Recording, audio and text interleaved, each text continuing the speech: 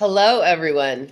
This is episode 19 of the Tiff Jack Show, a podcast devoted to helping you dump the overwhelm and live the happy. Today, we're talking about the fundamentals of a joy-filled life. Yes. And that most people forget. Yeah, people forget this stuff. So we're just going to share. But before we get started on the fundamentals of joyful living, let's talk about some of the things that make life not so joyful. As I'm looking outside right now out to our patio, I see the cushion off of our couch with the cover taken off, and it's leaning against the window.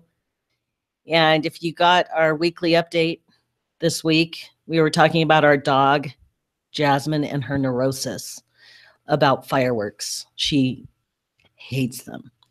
It makes her insane. Yes. And so guess what she does? Well, she's done it. This is the second time, and it's tragic. She peed on the fucking couch. Yeah, she gets on my space, like on where I sit. Now, I'm allergic to our dog, so I can't really have a lot to do with her. I'm sure she knows that I love her, maybe. But I can't, she's not allowed in any of the rooms or on any of the furniture. We have to keep her hair cut short and groomed well. I have asthma issues. So yeah, when she feels afraid, she wants mama, and she gets on my side of the couch where I sit in our family room. And she lays there and shakes to death and pees the couch. Yeah. Which makes mama very, very upset. And it was a rough scenario because we made it through fireworks. She actually did pretty well. And then yesterday we were out to a movie, which she does fine when we're gone, but it was a huge thunderstorm. So, oh boy. I'm like, oh my God, we've got to get home and give our doggy downers. Needless to say, we missed the window and she peed on the couch, and that does not spark joy for me. No, that's not a good thing. If we start having that problem, I don't know what we will do. So for today, the cushion is out in the sun, and the cushion cover has been taken out and washed in the washer. And I sprayed it with deactivating solution, and we'll see. We'll see what happens. We may have to buy a new couch. Hopefully. But the good news is we're recording this podcast for you. I was wondering if it was going to happen. Really? Tiff woke up from her second sleep this morning, and she shows her shiny, smiley face, and she goes, okay, let's do the podcast. I'm ready. So let me tell you, I am scrambling to get it all up and running because we have to tap into this when we got it. People. Oh, boy. Yes. And last week we did not do it because we were on vacation. It was kind of toward the end of the vacation. And I think we'll just give it a week off. Were you okay with that? It was difficult. I had a great time. I did miss doing any work, but yeah, I miss doing the podcast. It's something that brings joy for us. It is. We enjoy ourselves when we're recording. We never quite know where we're going to go. We usually have a topic in mind, definitely. Today, we have some fundamentals that you're going to love. But there's also some exciting things and some not so exciting things that we always share. The dog pissing on your couch, not so exciting. No, I didn't like that. And yesterday, I had quite a little interesting experience at TJ Maxx. So our son has moved out this last week and is in his own place. This is our last child at home. And so we are empty nesters. And it's an interesting feeling because we've been raising kids, in-home children, for close to 26 years. And now we are empty nesters. What do you think about it, babe? It's nice in that you can walk around naked. And you don't have to... one less person is one less bit of mess, more mess. But at the same time, each one of your kids bring a lot of good energy of their own into the house. And when that's gone, it's an adjustment for us on our side of things. Yeah.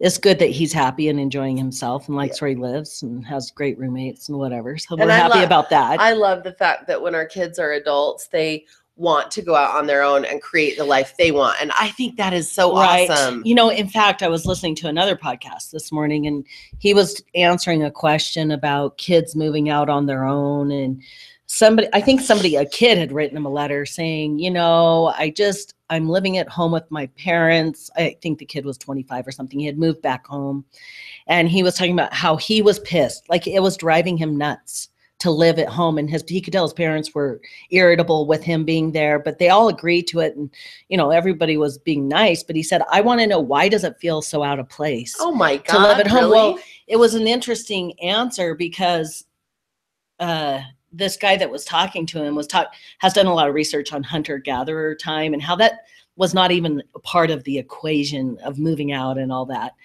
But as he was talking about it, he just explained and reached the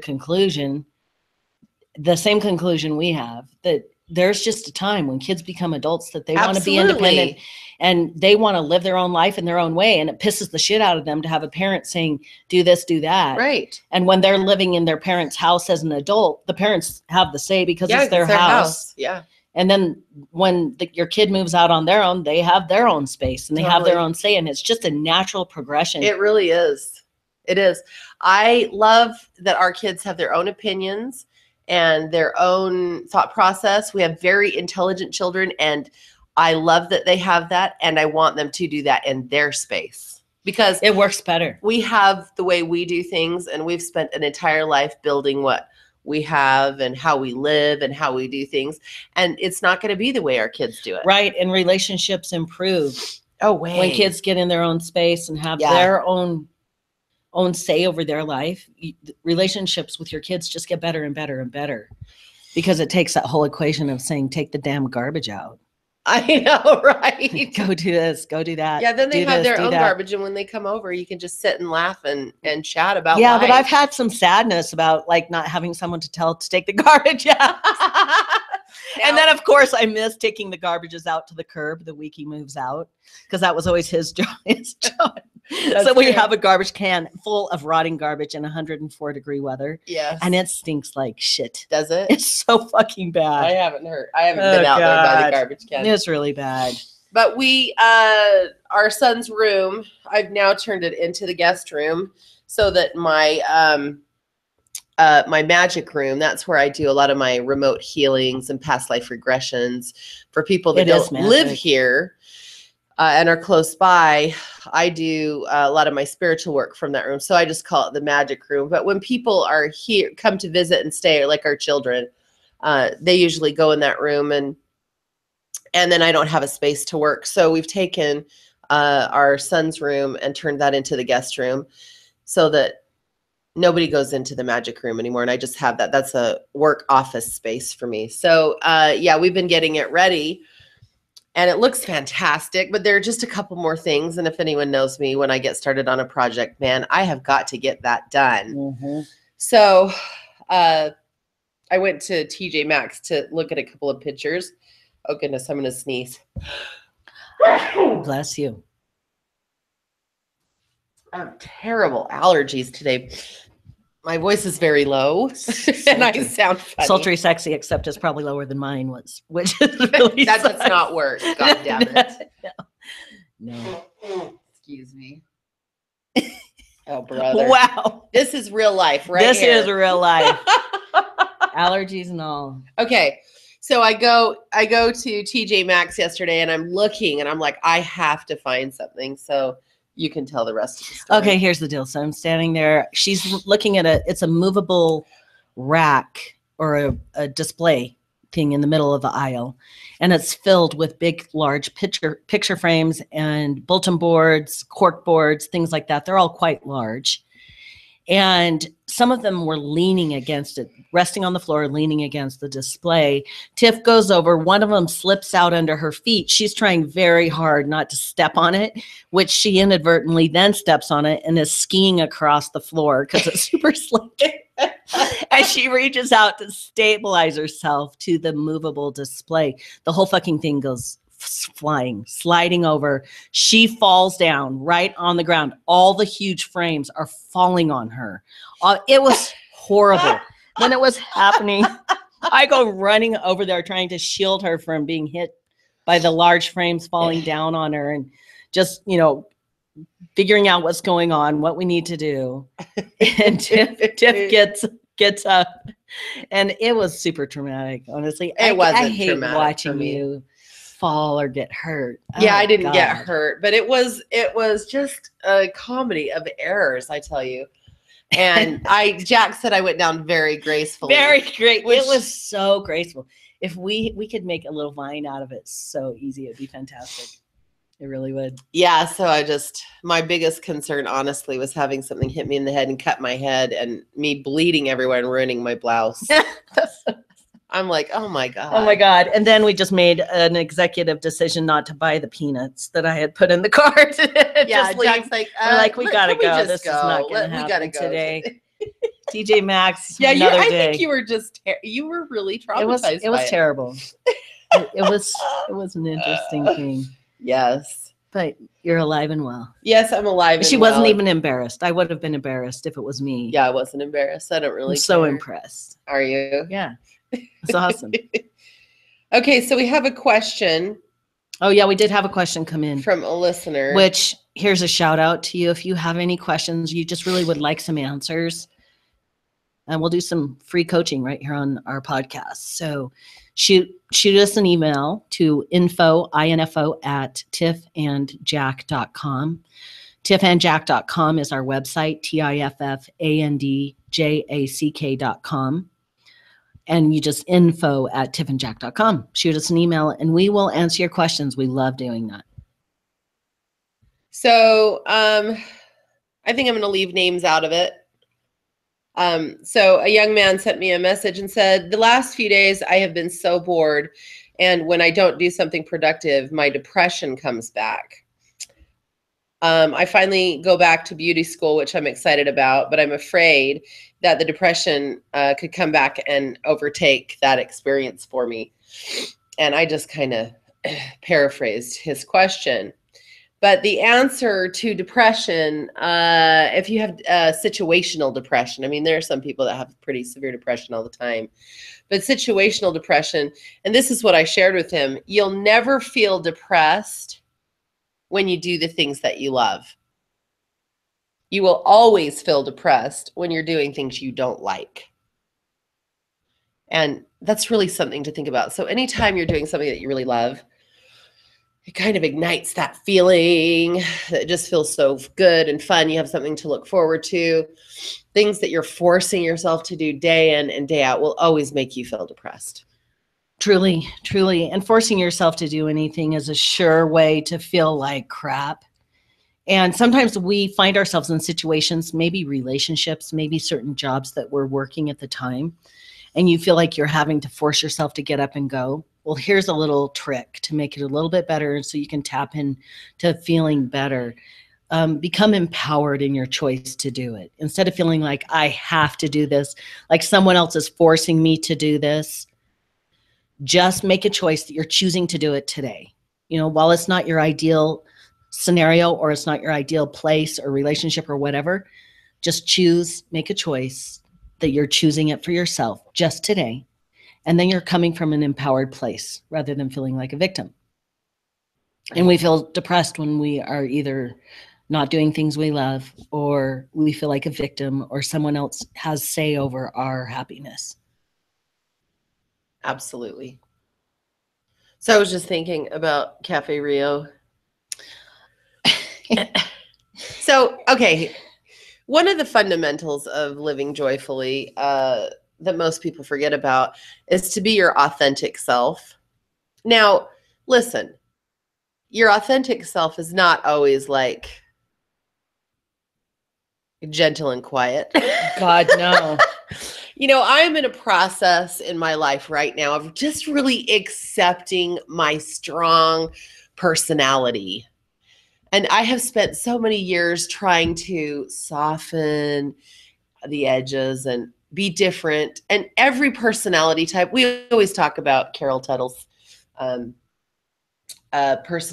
nature. Oh, what's her book called? It's Just My Nature. So she personality profiles through energy, and she talks about ones, twos, threes, and fours. Ones resonate, have the same energy as air, twos, water, threes, fire, and fours, earth. I am a 3 and Jack is a 4. So I'm a fire. And each personality type it always feels like they need to be different in some way to be like a different personality type. And mine, threes, I believe, really do have the strongest, most pushing energy type because their movement is action and reaction. So we get to Cafe Rio. And there's something that Tiff really loves about Cafe Rio, and it's their damn guacamole. Yes, that's why I go. And I don't know what it is, but it is very, very important when we get there that Tiff has her guacamole. She just is not the same. So we walk in. The line was quite long, as it often is. Good for Cafe Rio. And I had seen a sign on the door, a handwritten sign that said, "Sorry, we are out of guacamole." And so I knew that breaking this to Tiff was going to create a bit of a reaction. Why did you know that? Because that is the way you are. And the fact that she did a couple of times that we've gone and they haven't had it. My and God, it ruins my dinner. Buy enough avocados, right? They're just make sure you have enough avocados. So I say, Tiff, listen, there's a sign on the door that says they're out of guacamole. We are in line, which is a very close line. You're standing right next to lots and lots of other people. And Tiff goes, "Those fucking losers." Loud. Now, if you know Tiff, that's just the way she talks.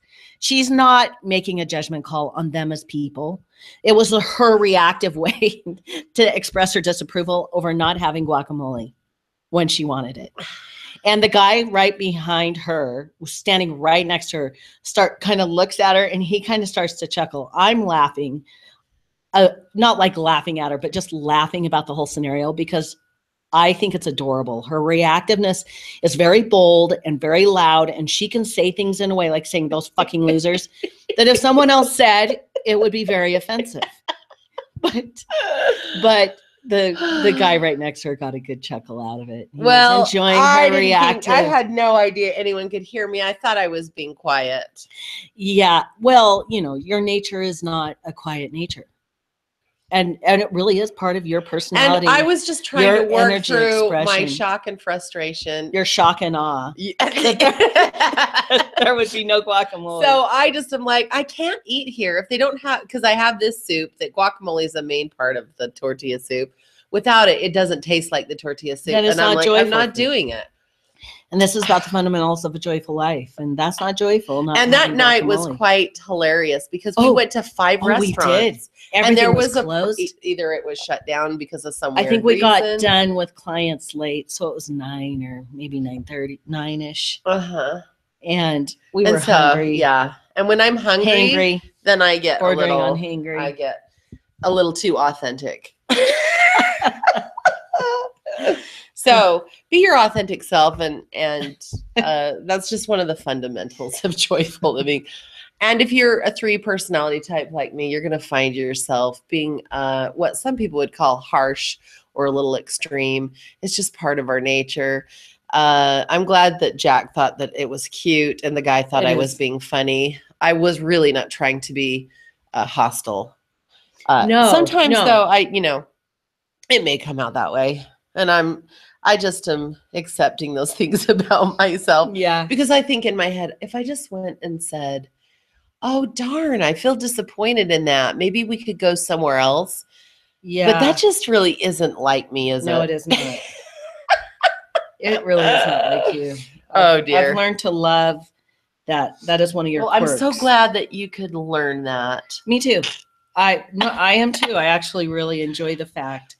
There's nothing like being a personality type where people have to learn to love you. Well, no. Did I say learned? I've learned. Did I say I've learned to love you? Yeah, learned to appreciate that. Oh, well, that's true. That's me saying it the way I say it. And you love and accept me for all of my uniqueness, and that's one of my. Well, I definitely had to learn to love you. Just kidding, honey. I'm teasing you. No, I've become more acquainted with all of her ways and her quirks, and we all have quirks, and it's really important for all of us to love and accept ourselves in our unique ways. It's true.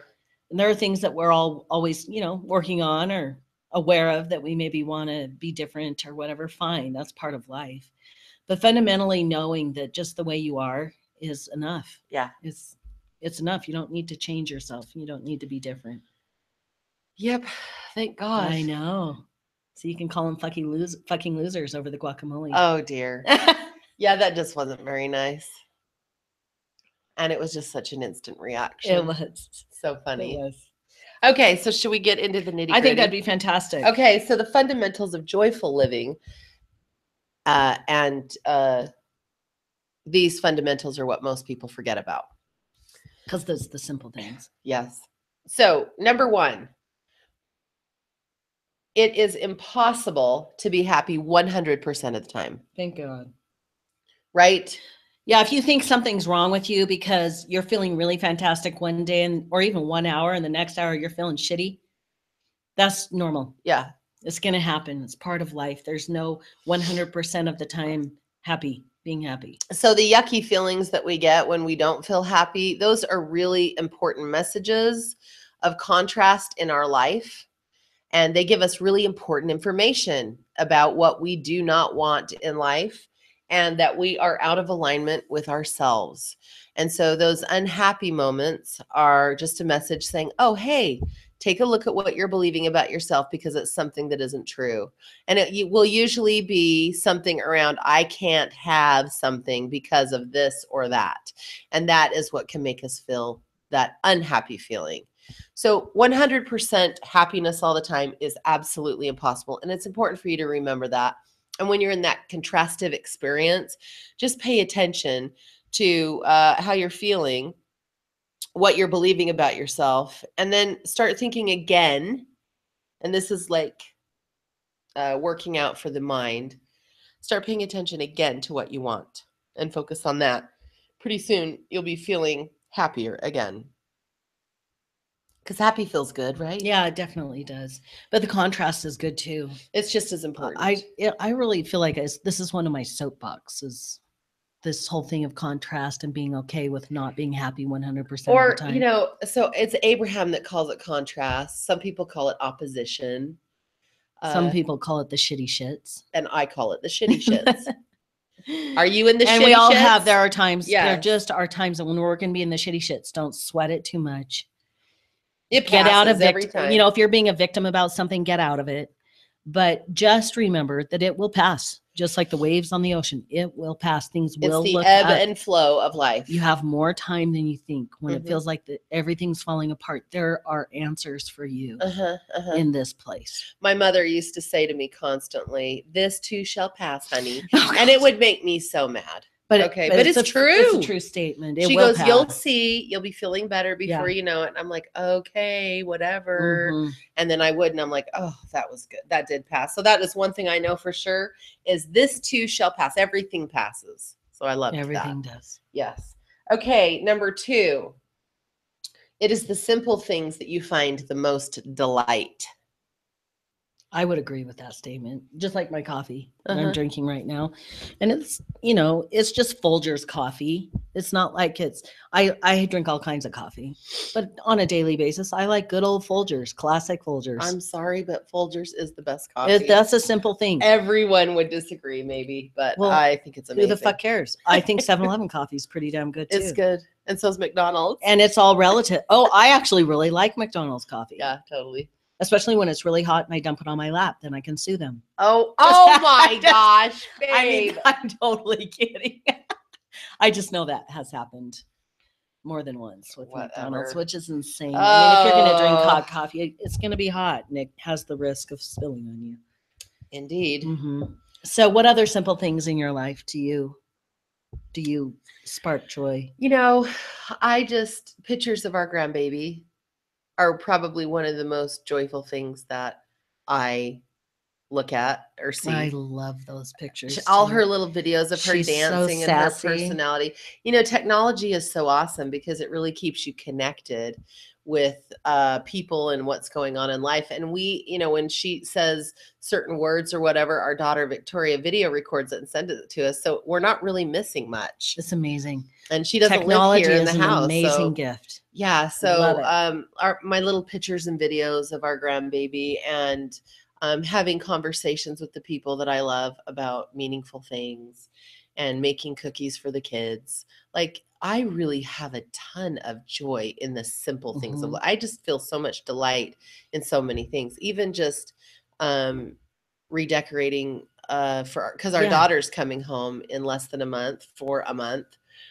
And so we changed Anders' room into the guest room, and that's been a delightful experience to decorate that. And here's something really fascinating. So we worked our fucking asses off to get it all rearranged. I have to say that because that's my phrase I always say. Yeah. I still have an ass, but I'm sure worked it off a lot. Anyway, so we're hanging curtain rods and carrying shelves up from the basement and moving beds and undoing beds and putting cast iron beds back, or steel iron, wrought iron beds back together, and whatever. So we're doing all of that, and it's looking really like amazing.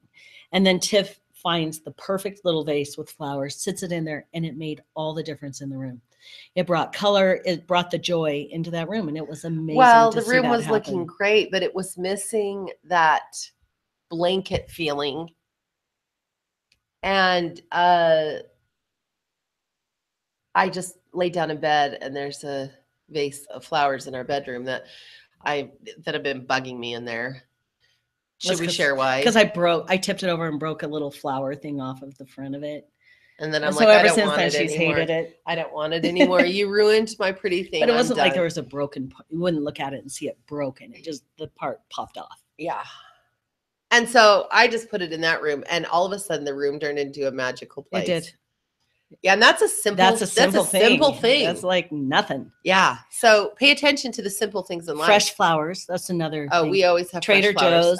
You can get the best fresh flowers at Trader Joe's every week. Just fresh flowers on the table. That's a little bread and olive oil and balsamic vinegar, dipping it in joyful. Oh boy, is that joyful. Coffee, food, tea, delicious food. Yeah, yummy tea. Oh, and laughing our asses off with friends. Speaking of food, I've been incorporating now foods back into my diet. That's been a very joyful thing. I bet that has been joyful. Yes. So yes, the simple things. Okay, number 3, people may not remember the things that you do, but they will always remember the way you made them feel. So people may not remember what you do for them, but they will remember how you made them feel. And that is something to remember. People are so attached to, oh, have I done enough? Have I done enough? Have I done enough? And that really, in the long run, doesn't mean anything. And in fact, I was talking to my daughter, and I said, do you remember all growing up, all the bedrooms that I made for you? And she said, I really don't remember a ton of how the bedrooms look. And for me, I went all out and created these gorgeous bedrooms for our kids. And so I described these bedrooms to her, and she said, oh, that's right. It always just felt so good. And she remembered how she felt, but not necessarily what I had done. So always remember that. Sometimes clients will come in and we say, if you were to zip your body off and you were just a being of light standing there, how would people feel in your presence? And we ask them the question and ask them to answer it. I love that question. It makes you think beyond what you do, for sure. And to really tap into who you are, how you feel. Right. What are people feeling when they're around you? Right. So yeah, answer that question. And what do you think people would feel? What do you think people would feel with you? I would say that what people feel with me is a very still like a pond that's sitting still that you can see a reflection on, and very vast love and acceptance for who they are, which would leave, a welcoming of them, which would leave people in a feeling of security and wisdom. That's what I feel in your presence. If you're saying nothing, I just feel this really solid energy force of like solid consistency, someone that's extremely intelligent and wise, has a lot of wisdom, and it's a safety feeling. It's huge. I love that. You do? Mm-hmm. What do you feel? Because sometimes our skin, sometimes our bodies just. Well, we always associate what we do. Yeah. That's who we are, is by what we do. Or how we look, or how we come across, or how people see us. But really, it's the way they feel around us that is the most important part. It is. It really is. So I would say with you, do you want to share what you No, think, or do you want me to share you should my share experience because with you're the you? one that's in my I would presence. say that it's a very vast, loving, embracive home place with so much love and incredibly vast and deep reaching. Like you can see all the way into a person with zero judgment, like pure loving acceptance. Wow. Because we really do judge ourselves by what we do as well. Yeah, we do. Yeah, it's hard for most people to answer this. So here we are asking you to just simply ask yourself, if you were to zip your body off and all the things that you do and you're just a ball of light, what would people feel about you in your light presence? We're all an individualized expression of Of the source divine, energy. Yeah, yes. we are. And without each one of our bits of energy, we wouldn't be whole. With all, that's like each one of us are a vital part of this experience. Right. Okay, number 4, the next fundamental. And we've already talked about this a little bit, but we're just going to remind you again. The dark days are just as important as the sunny days. And that's because of the contrast. And we talked about that in number 1. So, number 5, loving yourself first makes it easier to love everyone else. Do you want to add anything on that? It's critical, loving yourself, and that's not the easiest thing to do. And this ties in again to maybe the limitations that we feel about ourselves. Maybe we aren't as tall as we think we should be, or as thin as we should be, or that we look too old, or this or that, or a million things. And loving ourselves goes way beyond this, how we look or what we think, how we're being perceived. And truly loving ourselves starts with identifying and understanding more about yourself. And we talk a lot about energy types. So understanding your energy type, so it gives you a window into your own soul. Another thing that helps you love yourself, or even identify and understand yourself, which then leads to loving yourself better, is to, when you're watching a show or a movie, I don't care which one it is, you may hate the movie, but who in that movie do you identify with? And why? And why? Yeah. And just take a minute to really think about it and be brutally honest with yourself. Don't hold back. Yeah. And I just think that in order to really love yourself, you have to know yourself. So many people don't know themselves. You do. Well, I would say that comes from, in my limited perspective, of especially when you're growing up in a certain culture of family or a religious culture, where you're pretty homogenous. You all kind of are expected to do the same things and look the same and sound the same and not use words, use the right words and don't use the wrong words. Oh dear. All That's those why things, everyone was mad at me my whole life. because you couldn't use the right words. Or anything. Or you used the wrong words. I did everything on the way I did it. Yeah. Uncontrollable. And so I think that it's absolutely critical. I can see how that lends to people not knowing themselves, because we try to dumb ourselves down so far that we're just looking right, that everyone around us is happy with us. And I know I'm speaking from my own life experience. That's what we all do, right? Yeah. So when I talk about this is a place that I've lived a lot of years, and I'm finally coming out on the other side of realizing I get to be whomever I choose to express to the world. I get to do that. And I do believe that we're on a constant evolution. So getting to know ourselves is something that is a continual process. Okay. Mm-hmm. So yep. I'm learning a lot about different countries and cultures, and I've always been extremely interested and invested in women's lives. I love men, but I just feel like that's your job, Jack, to really assist men in coming into the truth of, their masculine energy and really enjoying that. And my focus has always been women and understanding women and assisting women and all that amazing stuff about women. But I've just been learning so many things about women in other countries and how they feel about things. And the culture that you're brought up in is so powerful in creating your self-identity and how you see yourself.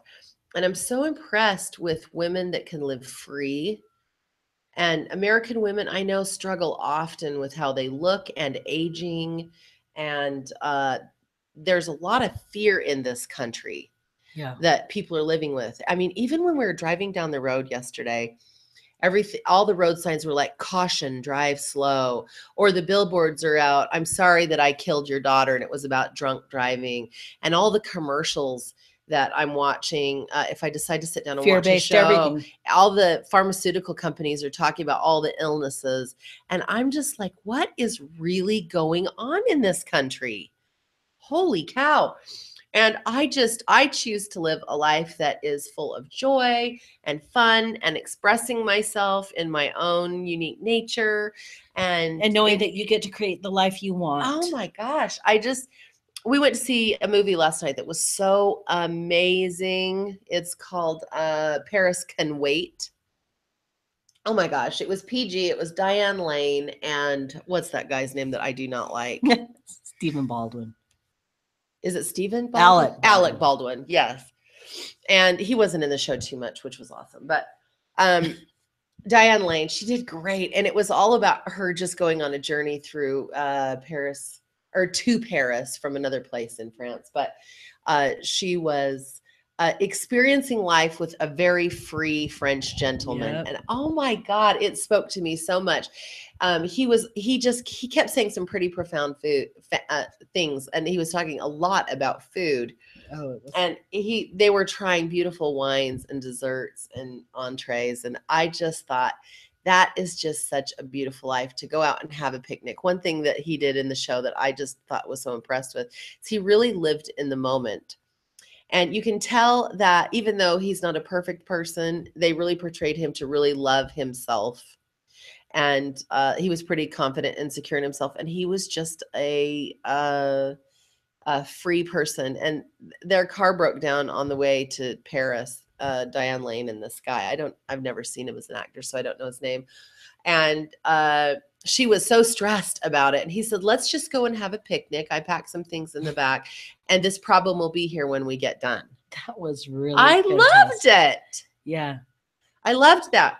And they drank a little wine, had some bread and cheese and grapes and just those yummy whole foods. And they just had a delightful time. And I thought, that is what life is meant to be. That resonated so well with me. What about you? I really loved it. I loved being in the present and realizing that even the problems that were happening along the way, they could be put aside to be able to have joy and do something joyful. And then when it was time to take care of the problem could be taken care of. Yeah. I find that myself and others get caught up in the problems so much that they can't even experience the joy, that we can't even really take joy in what we're in right now in this moment, because we're so worried about what's going to happen tomorrow with this problem or the issue that we're having. It's relaxing. I've met many people in my life that can't even really connect in a moment because they're so stressed about a million other different things. And I choose to have a different kind of experience where I can just enjoy life and be present wherever I'm at. And that really makes it easier for me to love myself, therefore to love others as well. So that was a very long answer to a fundamental, or a very long discussion, but one that I really think begs to be discussed, because I just want to see people enjoying the joyful moments of life. The little things. Yes. Okay, the next one is seek to understand before being understood. What do you have to say about it? Well, it's easier said than done, for sure. Because oftentimes we may find ourselves thinking we know exactly what that person's saying or what they mean or whatever, and then we'll get our undies in a wad over it because we're being defensive or whatever, and it may not have even been what the person was saying, isn't even how you took it. So if you just stop and really listen to the person that you're having a conversation with and really try to understand them and where they're coming from, it would solve probably 90% of all the arguments and conflicts you have. And I also think that many times when people are having a conversation, they're so busy thinking in their head what they're going to say instead of listening to the person speaking, that there is a level of disconnect. And if you can be present with someone and really want to know them and understand where they're coming from and to ask them questions, you are really going to have a deeper connective experience. And then hopefully that person wants to listen to the things that you have to share and will ask you questions as well. We all have a different perception of everything. Everything. We all can look at the same tree and we'll have a different feeling and a different thought about the tree that we're looking at. So make it a scenario or a situation. We all are coming from our own angle, which is nobody else is coming from our angle because nobody else is us. So thinking you know what another person is saying or what they mean, you don't have a fucking clue. No. If you're not stopping to find out. Right. And I personally find it pretty joyful to just be quiet and listen to what people are saying and ask questions. I'm very interested in what people think and how they feel and how they express it. Mm-hmm. I find that a fundamental of joyful living. Is to really get to know people. Living. It is. Yeah. It is what makes life. It is one of those little pieces that bring a lot more joy into life, and because you have deeper connection. Yeah, totally. And I think our job is one of listening and learning to understand where people are coming from so we can assist them to create the life they want. So it's the perfect job for me because I really love that. Yeah, we're life coaches. We do spiritual healing and life coaching here in our office on Skype, locally and nationally and internationally. And we get to listen and understand people at the deepest level.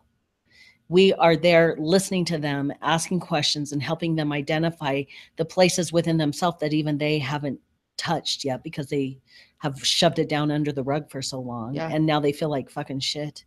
And they're looking for a way to feel better and to have something different, maybe a different relationship or to live their soul purpose or follow their bliss. And so they come to us and find their way to the red couch or via Skype. And we start talking and asking questions and listening to them deeply. And helping them open up and identify their own thoughts that they're carrying about themselves. And are you just amazed at how amazing human beings are? I am in love with humanity.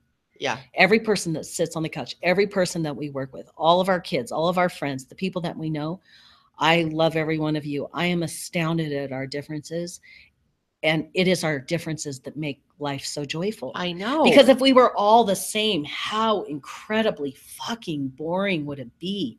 There would be no reason to be in relationship if we were all exactly the same. No. And oftentimes people still feel so freaked out if someone's different than them, or they identify differently, or maybe they're a different skin color, a different race, nationality, whatever. So we find ourselves feeling afraid. And ultimately, it's the difference about that person standing in front of you that is going to bring new thought, new insight into your experience about the world at large and also about yourself. Uh-huh.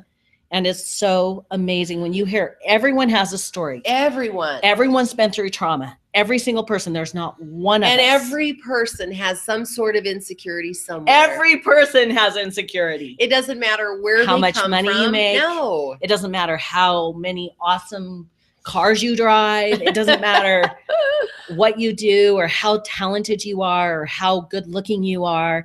Every single one of us has insecurity. And you know, one thing that is just so amazing for me being a coach and really hearing where people are and where they have been and where they want to go mm-hmm. is I just am amazed at I'm just going to use this word because it just seems fitting, but the glory of that person. I just cannot get over how amazing mm-hmm. people are. Amazing. And if you will take the time to really understand someone and ask questions, you will be in love with that person. Mm-hmm. You will. You really will. There's not a client that we have had that I don't feel love toward because I can see them. And I can see all the nuances of them and even the things that they've done that they feel are bad things or discrepant things. It just gives me a deeper understanding that there's not one person on this earth that is without any kind of struggle. And then you get to listen to the things they want and why they are the way that they are. And it's like, oh, you're really a beautiful being. Incredible. And I just feel so blessed to have this job. If that's what I can even call it, this purpose, our mission that we live, where I really get to know and hear people. And I just want to hug and kiss everyone, honestly. It's amazing. Me too. It's beautiful. So seek to understand before being understood. Especially with your significant other. That's the place where you're going to probably have the most triggers and fights and misunderstandings. Well, what would you say? Okay, let's talk about it a little bit. What would you say you have come to understand about me the most? Oh my God. I would say one of the things I understand the most once I really began trying to understand and wanting to know where you're coming from is that you're never approaching something from an angle of judgment on it. So you may say, let's see, do I have a really good example? So you could bring something up to my attention that I may have done or not done, and you just be saying, can I ask you a question? I would like to know, do you have a good example of this? How you felt about this? What you think about this, or how you felt about this, or I would ask you why you did something the way that you did it, because I want to understand. Right, and I would instantly assume that she was thinking the way I did it was wrong. Shitty. Wrong. Or wrong, or that it was making her mad. And all she wanted to really know was why I was doing it that way. What was my purpose in doing it? Or, what was I thinking? Or what was my intention behind me doing something a certain way? My God, this pisses me off about myself. I have to, I get so tired of getting triggered or feeling defensive and feeling my ego rear up. And it's one of my intentions, first of all, just to love myself, which means loving this contrastive piece about me that drives me nuts and creates a lot of contention where there doesn't need to be any. But as I'm in the process of just accepting that about myself and also setting an intention to be able to seek to understand before being understood. And when she's asking a question, don't make an assumption of how she's thinking or feeling about it, what she's saying, and making a story. And if I have a question, ask clarifying questions so I can understand her better, and then approach the conversation from a place of a rational, communicative partner rather than an irrational, egomaniacal fool. Oh, honey, that sounds so funny. I always use extreme words to explain things. I know, that's such a thing I would do. That's so funny. So one thing that I feel like I have really come to understand about you the most is that your intention 100% of the time is to help. Yes. Like, it doesn't matter who it is. Your intention with anyone that you come into contact with, if you listen to them or talk to them, is to help them. It is. And I do. I think that's so awesome, because sometimes I'll get upset at you for working so hard or doing so much and not doing some, spending more time doing this or something. And I get a little frustrated. And what I have come to understand about you the most is all those things you're doing, most of the time you're doing them to help me. That's true. Yeah. Yeah, that is true. I have a really, really good life with you, but I have had to come into a deeper understanding of your way, which has taken time, and I'm continually learning more about you. And you are the most helpful person I have ever known. And you're very kind and loving, and your intention is to be helpful to those around you. It's amazing. Thank you. Is it nice to be seen that way? Yeah, it is. I feel like you truly see my intention. Yeah, I totally do. Of what I want, what I'm trying to do. I know. It sucks to be misunderstood. Oh, man. Yeah. I hate being misunderstood. Yeah, it sucks. Yeah. But the more the more I seek to understand, the more I am also understood. Yes. It's a full circle experience. It really is. Yes. Okay, the next fundamental. What you want is just as important as what others want. Oh, this is a big one for many people.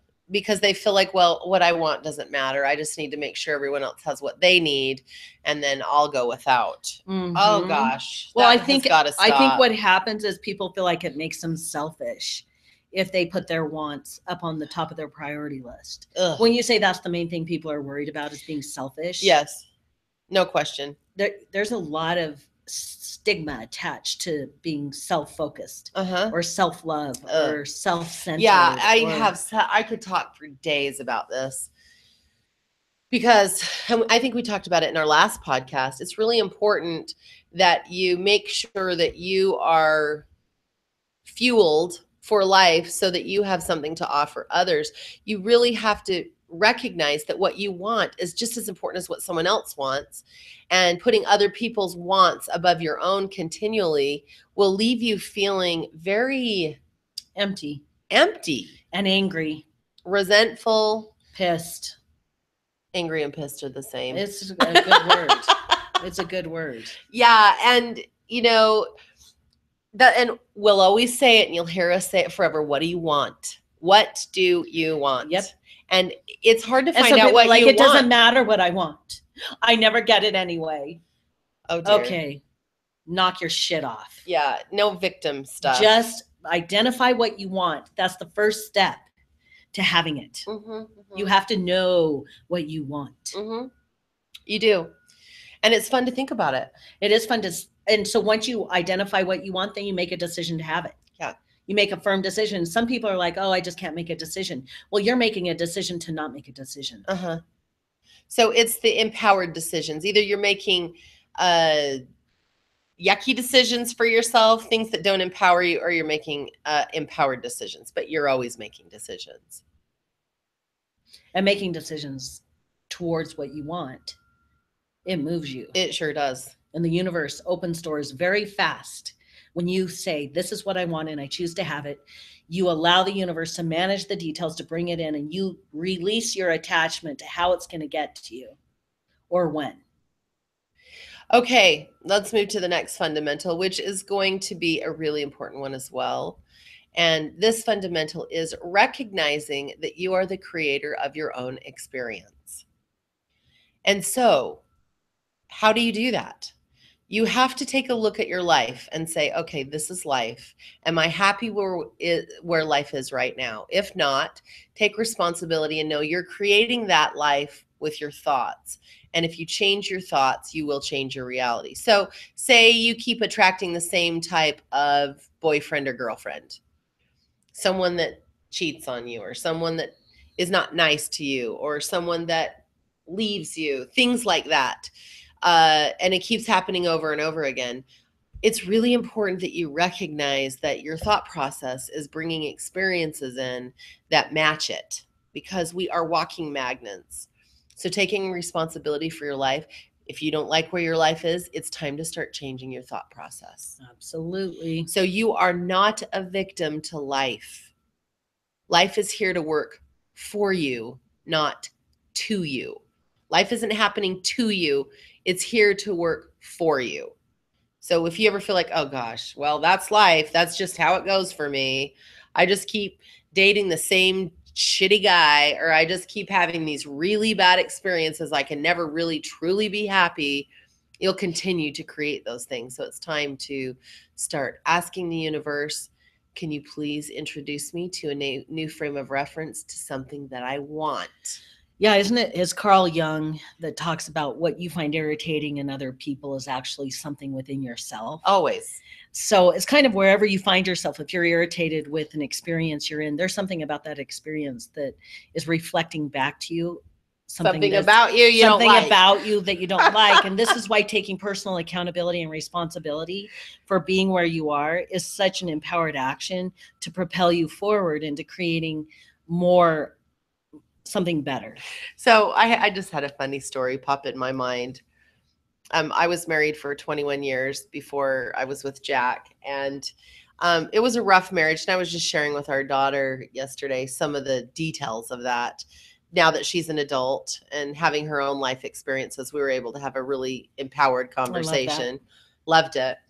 And I was just thinking about how different this marriage is. Wow. And, my first marriage, my husband wasn't too interested in, being around me or really understanding me. I lived in we just lived separate lives. And then I didn't like that very much. I wanted to be in a relationship with someone that wanted to spend time with me and really enjoyed my company and liked who I was and was interested in all the nuances of who I am. And so I have that now, but it was an adjustment because I got very comfortable doing things on my own. And then I'm with a husband that is like, how are you feeling? What's going on? Let's spend time together. Yeah, and if we're not together and we're doing something separate, I'm always curious when we come back together to understand, where have you been? Who have you talked to? What's going on? What are you thinking about? What was that conversation like? What did you learn? And I'm a very inquisitive, interested companion. It's so true. And to the point where I'm like, you actually care about that? Why? And sometimes I think in the past I've been like, I just need time alone. And you're like, no. No, you have time alone all the time. Yes. But in the beginning, it was such an adjustment. And it was like, okay, I had this experience and being alone 24/7. I'm like, oh yeah, I don't really want that. I want someone like this. And I got exactly what I wanted. And it was a new adjustment. And that is really how life works. It is always an adjustment. Everything's always changing and shifting. Always. And it always will. Yes. Always, always, always. Change is a part of everything. Yeah, it was so awesome. So, I'm glad that I'm a person that can think about what I want and create life from that perspective. Me too. It makes life super exciting. It does. Okay, and the last fundamental is find the rituals in life that you love. What's a ritual you love? Oh, I could probably say a ritual that I think you love. Tell me. I would say one of the rituals that you love is talking to your friends. Yeah, on Saturday morning. Some little windows of time when you have time to just Snapchat or have little conversations or reach out, or deep conversations for that matter. Yeah. And just that loving connection you have with your people, your friends and your people that you enjoy. And I see that as a ritual that enlivens you. It does. It does enliven me. And because really I can see that you are all about connection and those relationships. And this, this may be going a tangent, but I think it's really important because the fundamental differences between Tiff and myself, more masculine expressive and more feminine expressive, Tiff being the feminine expressive, once I realized that her main mission and focus in life is connection. Yep. It's all about connection. Yes. So as I have recognized that at a deeper level and understood that more deeply, I can see that it's very important for me to nourish that space for Tiff to have her connecting time with the people that she loves to connect with. Yeah.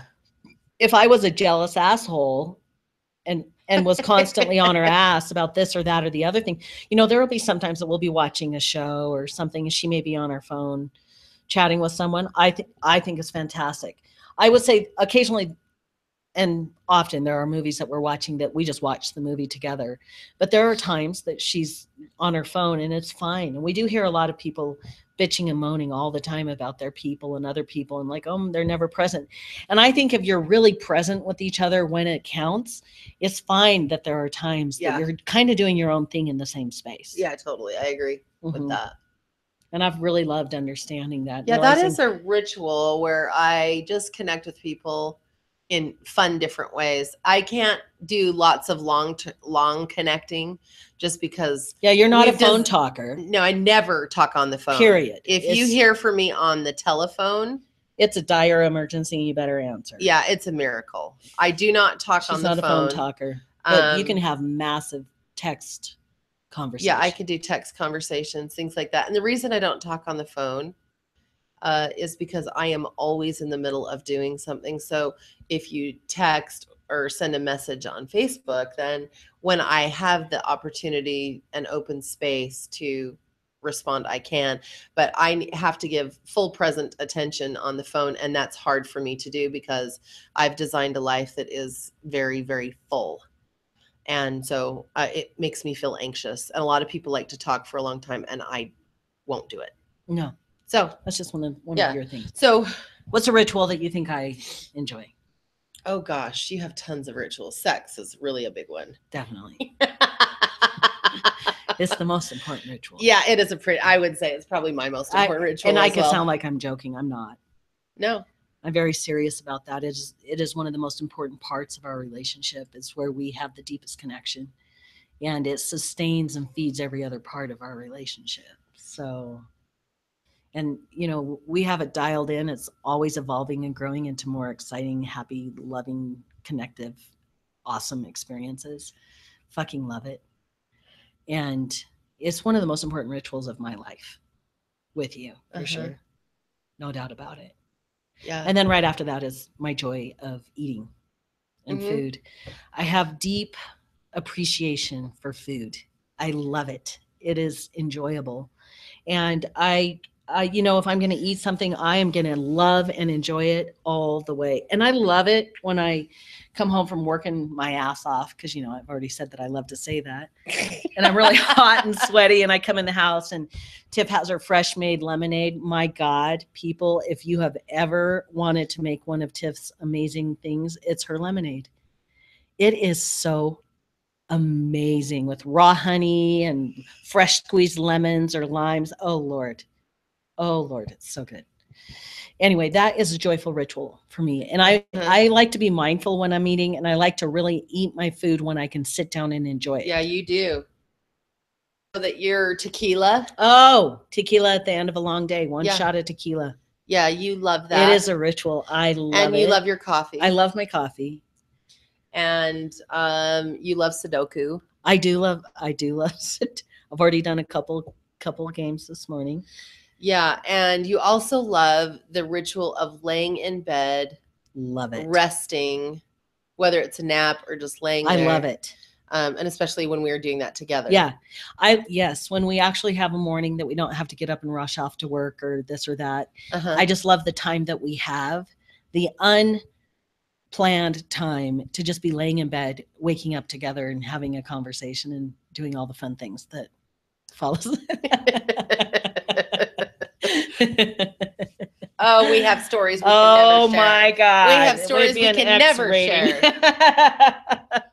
Anyway, so do the rituals that you love. That's part of a life of joy.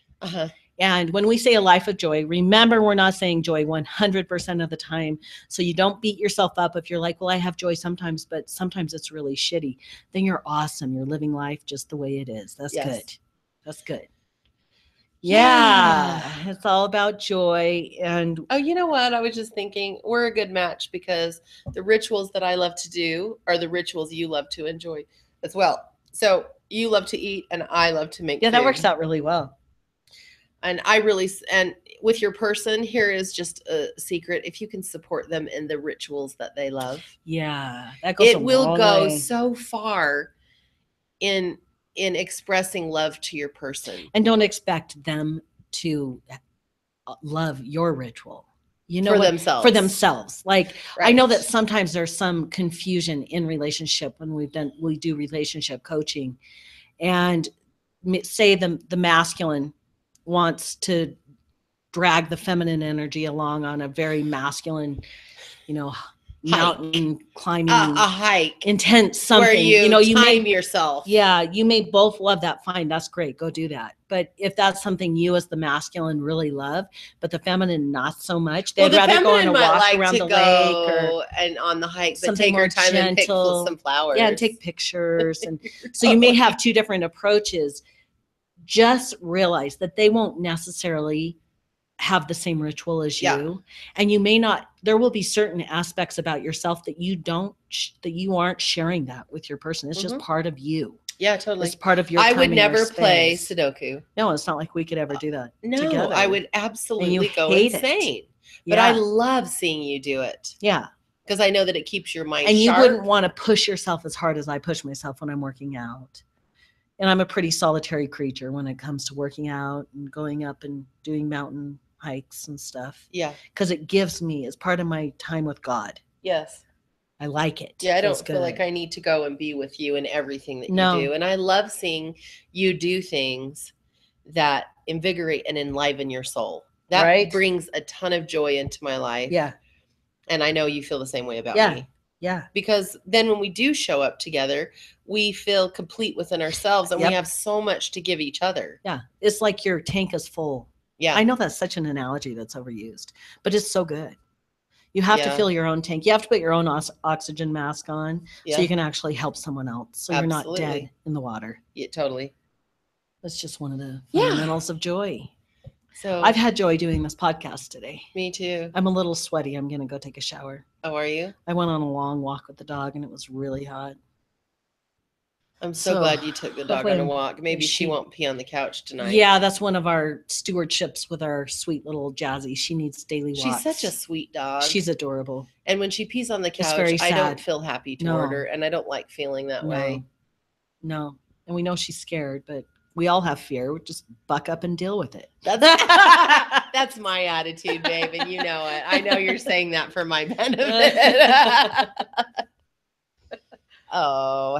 Oh, we're so glad that you're here. Were you going to say something? I was just going to say, don't forget to eat dessert first. Because life is meant to be devoured. It is. And please know that we love you. Thank you for being here. Without you here, what would be the fucking point? There would be none. So we're so glad. Please share us with your friends if this resonates with you. We just want to share a voice and a message that literally helps you dump the overwhelm and live the happy and to love yourself better. Yep. Because that's what it's all about. It is. We are Tiff and Jack. And we will be back.